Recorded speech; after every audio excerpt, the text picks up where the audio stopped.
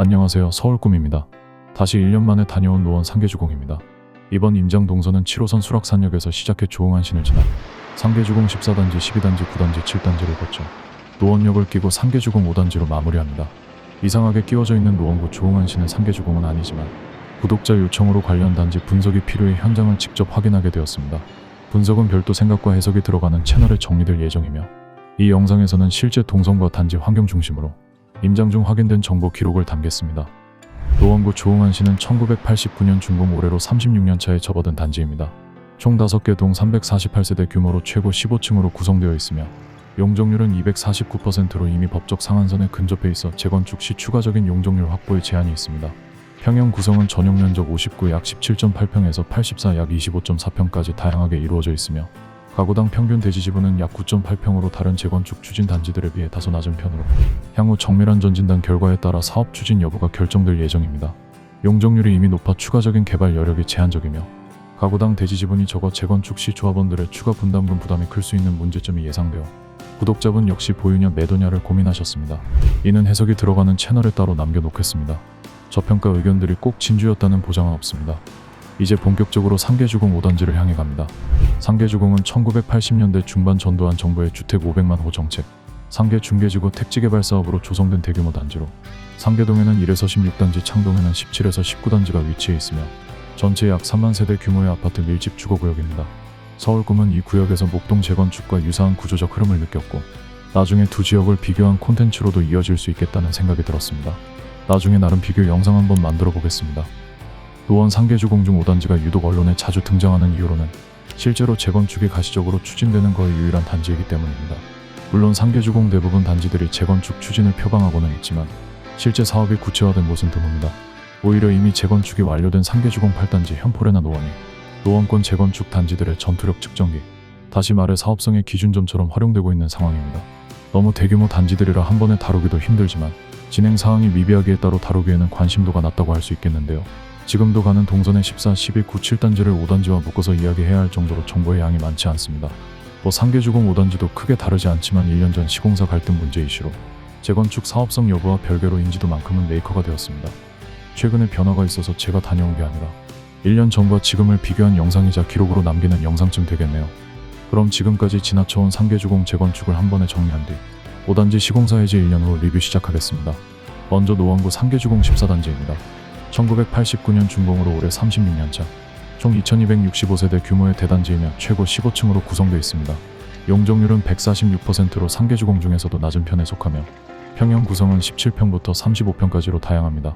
22평 기준 가구당 평균 대지 지분은 약 14평으로 지분도 큰 편이며 2021년 예비안전진단 D등급으로 조건부 통과했고 2024년 11월 재건축 주민설명회를 열며 정밀안전진단 추진이 본격화됐습니다. 조합 추산 추가 분담금은 약 2억 원으로 인근 단지 대비 상대적으로 부담이 낮은 편입니다. 낮은 용적률 비교적 큰 지분 대단지 규모로 인해 상계주공 내에서도 사업성이 우수하다는 평가가 많은 단지입니다. 노원구 상계주공 12단지입니다. 1988년 준공 올해 36년 차이며 총 1739세대 최고 15층의 대규모 단지입니다. 용적률은 196%로 상계주공 단지들 중 높은 편에 속하며 평형 구성은 17평부터 28평까지 가구당 평균 대지 지분은 약 11평입니다. 2021년 예비안전진단 통과 후 정밀안전진단을 준비 중이며 2024년 6월에는 서울시로부터 복합정비구역 지정을 받아 용적률 상향 등 사업성에 긍정적인 정책적 호재를 확보했습니다. 다만 용적률이 이미 높은 데다 평균 지분도 작아 재건축 수지 분석에선 다소 불리한 단지로 평가되기도 합니다. 마드력 초역세권 입지에 비해 재건축 추진 후의 활동력과 주민 결집력은 다소 약하게 느껴집니다. 상계주공 9단지는 1988년 준공되어 올해로 만 36년 차이며 총 2830세대로 상계주공 중에서도 최대 규모의 단지로 15층으로 구성되어 있으며 용적률은 207%로 이미 상당히 높은 수준입니다.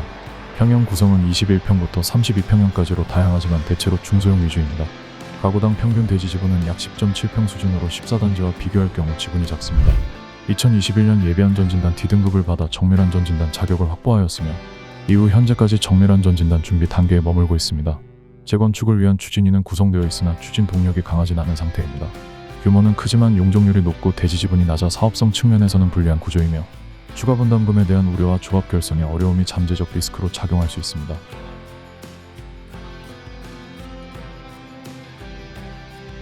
상계주공 7단지는 1988년 준공 올해만 36년차 단지로 총 2634세대의 대단지이며 최고 15층으로 구성되어 있습니다. 용적률은 약 184% 수준으로 상계주공 단지들 중에서는 중간 정도입니다. 평형 구성은 17평부터 32평까지 다양하며 평균 대지 지분은 약 11.2평으로 알려져 있습니다.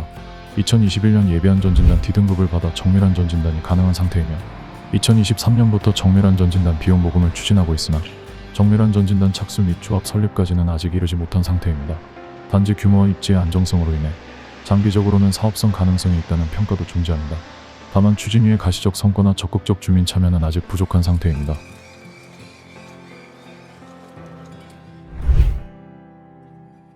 여기서 한번 정리.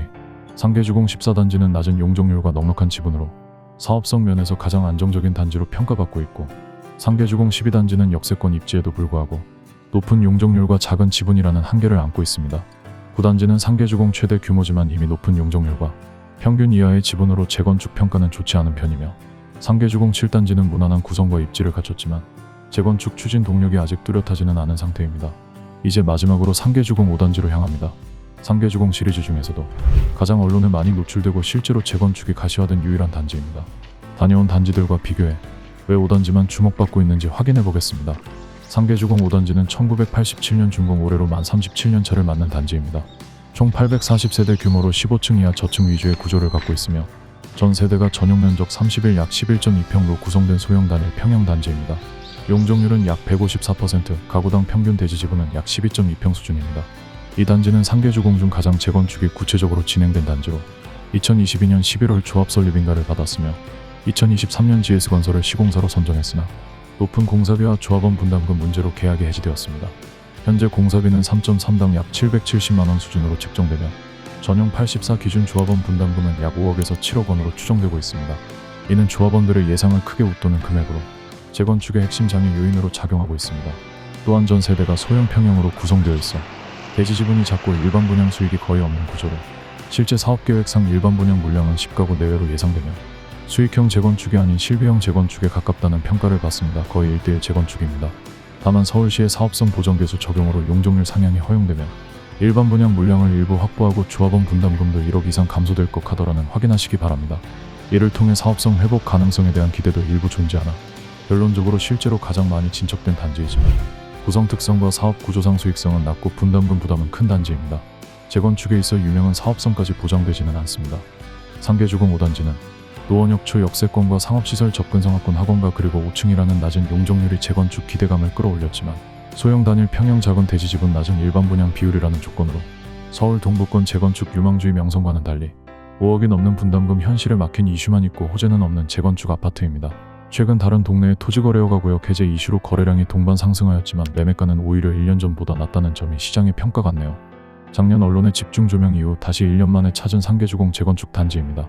서울 꿈이 다시 찾은 이유는 그때는 드론이 없었고 지금은 드론이 있어서 지금 이 모습 소장해두고 싶어 다녀온 임장입니다. 결론, 재건축 임장 기록 영상은 추억이 된다 끝.